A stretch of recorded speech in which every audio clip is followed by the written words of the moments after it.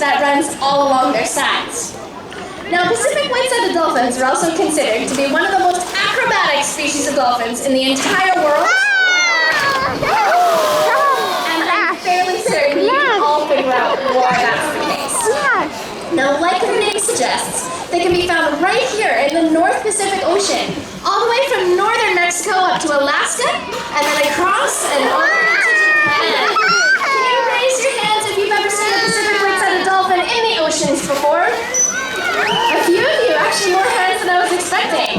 For those of you that haven't, I encourage you to keep your eyes open because you can see them in the Vancouver area in our waters here. So keep your eyes open.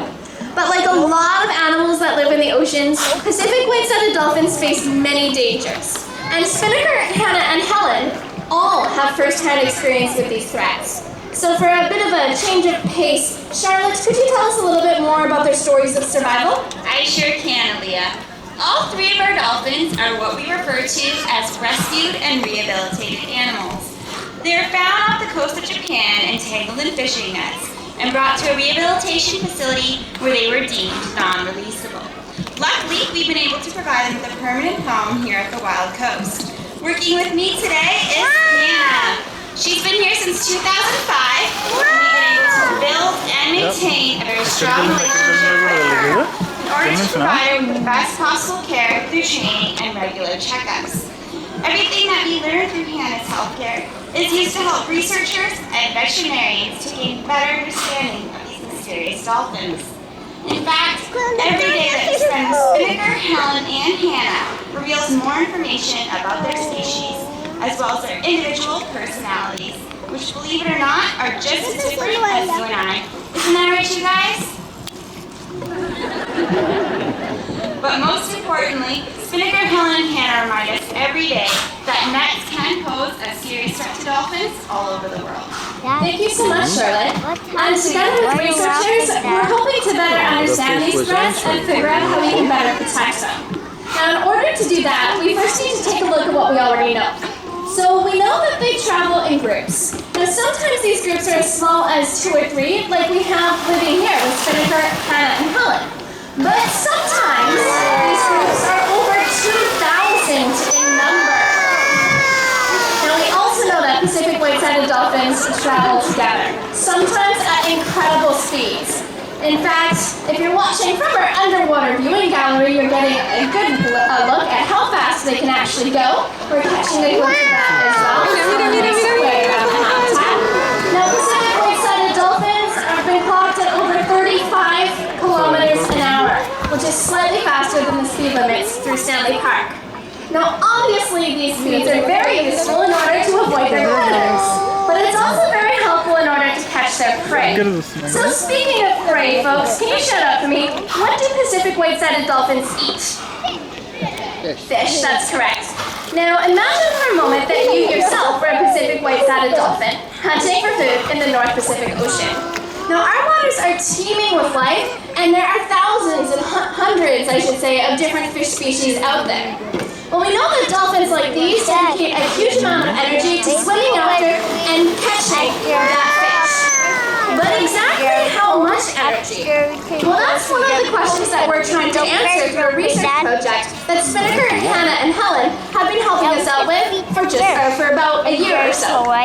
Now, we're trying to figure out how much energy it takes for a dolphin to simply be a dolphin. Now, usually when we think of dolphins, we think of things that look a little bit like this.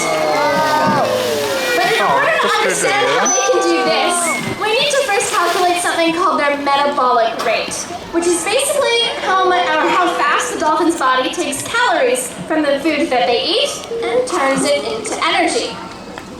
Now, in order to get an understanding of this, we're actually training our dolphins to do something a little bit strange.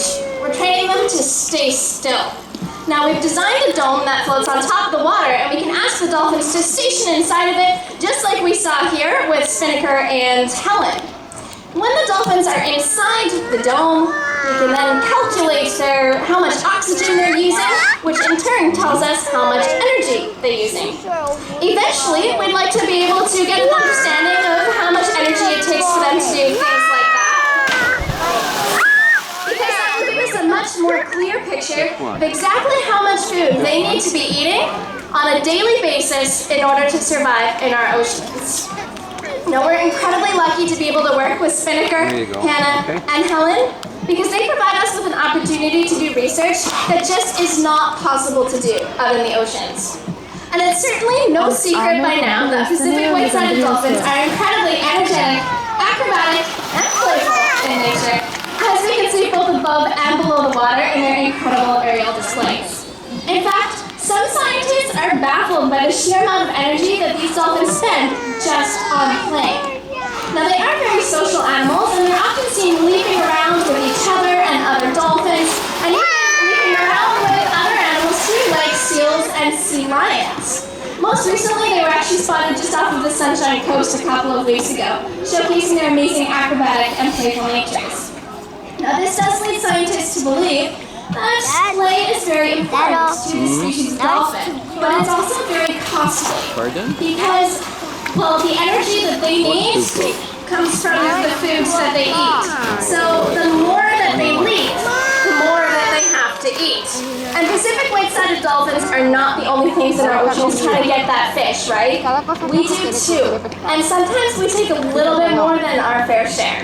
In fact, overfishing is a pretty big threat facing our oceans right now, and we worry that we might not be leaving enough fish left in the oceans for animals like dolphins and other animals that rely on it. Now, overfishing, as I mentioned, it is a huge threat facing our oceans, but it's another one of those mysteries that we're still trying to uncover as well. And like a lot of great mysteries out there, well, the more that we uncover, the more questions that we end up with. But the biggest question that we're dedicated to answering here at the aquarium is how can we better help amazing animals like dolphins? Because as we've seen through Spinnaker, Hannah, and Helen, fishing nets do pose serious dangers to dolphins all over the world. But not just dolphins. Fishing nets are also dangerous to other animals too, like sharks and turtles, and even animals like birds. But these animals are not the targets of fishing nets. And that's why we're trying to better understand the effects of overfishing on animals like dolphins. And there's a really easy way that we can all help. In fact, is there anybody here, other than myself, that really enjoys seafood from time to time?